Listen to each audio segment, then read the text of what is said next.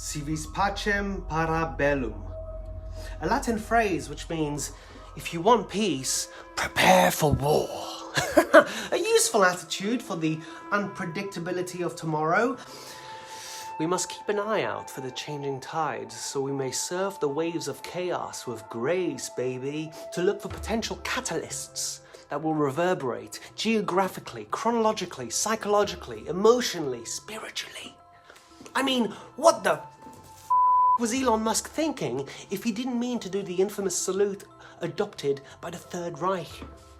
And what is going on with people that are so comfortable to defend the gesture by claiming it's a Roman salute? I mean, technically, yeah, the action has been depicted in 18th and 19th century neoclassical art and literature of ancient Rome as a gesture, as a symbol of allegiance to the emperor. And that shaped the modern imagination of Roman customs. So, for example, there's a painting by Jacques-Louis David, 1784, I think, The Oath of the Horatii.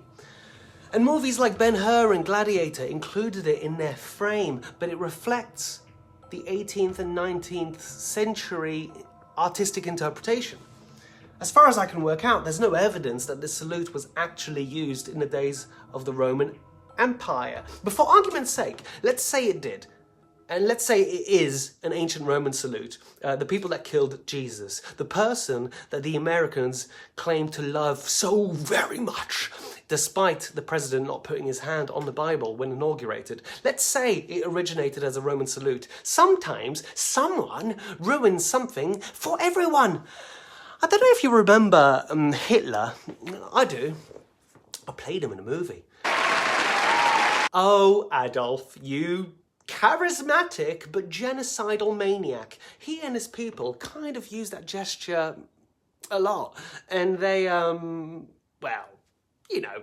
And if you believe the Holocaust didn't happen, let's, for argument's sake, the story itself is worth remembering as a valuable lesson for us to not become slaves to our fears. Let's say Elon Musk may have been taken by the heat of the moment, made a social faux pas, genuinely considered it as a way to admire and compare the 47th president as a Roman emperor. The salute isn't that anymore. Mussolini, dictator of the fascist Italy, 1922 to 1943, he wanted to evoke the grandeur of a Roman Empire by adopting the salute as a symbol of unity, power and authority, and then other fascists did it. Maybe I'm wrong. Yeah, and I'm less troubled by an egomaniac's use of the gesture despite its nefarious ripple effects, and more worried about the defense and the blind eyes of society. People counter-arguing that the gesture was from ancient Rome is akin to George Orwell's dystopian novel 1984. The party understands the power of words and seeks to control the thoughts of its citizens by introducing newspeak, the carefully crafted language designed with meticulous rules and vocabulary, leaving no space for independent thought or imagination. As is said in the novel, who controls the past controls the future, and who controls the present controls the past. Ooh.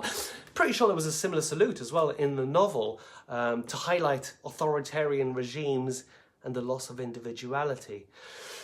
I mean, if that's what you want, you know, then fair enough. Go ahead, make the salute. But surely, we must be careful of those that erase the past. Surely. A Roman salute? Come on, man! Let's take a look at Elon Musk's salute, a gesture illegal in Germany, compared to the one done by a Nazi in the movie American History X. Regardless of your affiliations, we can agree that's physically the same. I'm a clown. I study body and movement. I would know that's the same. But we don't know the tech giant's intent, all right? There's many possibilities going on in his head, but that's not the point. People can dissect whether or not O.J. Simpson did it as self-defense or premeditated murder. Whatever it may be, there's 2 people dead in the wake of the incidents. In this case, the glove does fit. For all we know, he wanted to do a publicity stunt to dominate the media and outshine Trump on his own inauguration day. Oh, the audacity. I did that. Like when I was in Washington, D.C. on the first inauguration day of Trump, coincidentally, I took advantage of the day's events. I bought one of the Make America Great Again caps that were made in the Philippines. And it was like a sordid souvenir of the day. It was a comedic costume to wear on stage as I improvised some Russian. Just a little joke, a little aside. And I also inspired one day a whole crowd of people at the Edinburgh Festival to do the Roman salute on the off chance that any latecomers come in. I hate when people are late, much like someone else. A prank with shock value that would alienate the latecomers, a lesson to be on time, but also a warning to the audience, as I would tell them that it's that easy to hypnotise them, to manipulate them, and that they should be more careful with their decision.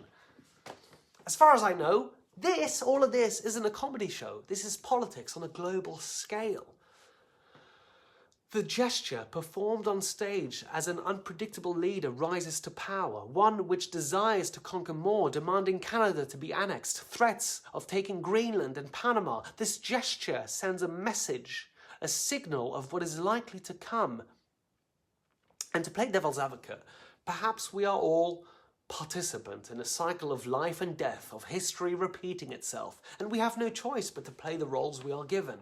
I don't know. All I can ask of myself is, who do I want to be now and in the future? I want to be someone who aims to understand as many things as possible and implement correct language to the betterment of myself and the whole. I certainly don't want to start blaming scapegoats because I'm too fragile. Like, that's one small step towards rebuilding death camps.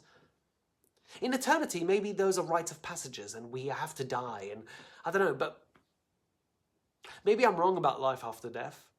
And if so, I will use my one life to make sure that evil doesn't suffocate the vulnerable. If you watched this video, if you've made it this far, thank you. Like and subscribe. I would appreciate it so I can keep making rants.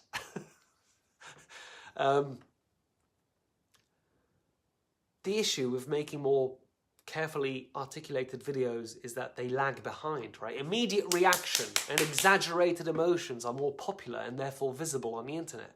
But my aim is to understand, non-judgmentally, the bigger picture, and to make sure that the world and people around me don't succumb to selfishness, such selfishness that they're willing to hurt their neighbours.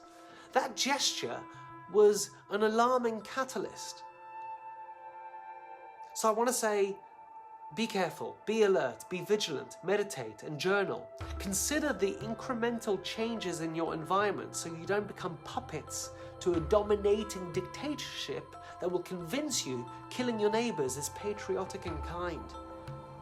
Who and what do you want to be if you were suddenly swarmed by war? Could you forgive yourself and carry on with life if you unwittingly became someone complicit in a genocide happening right on your doorstep? That's not who I want to be.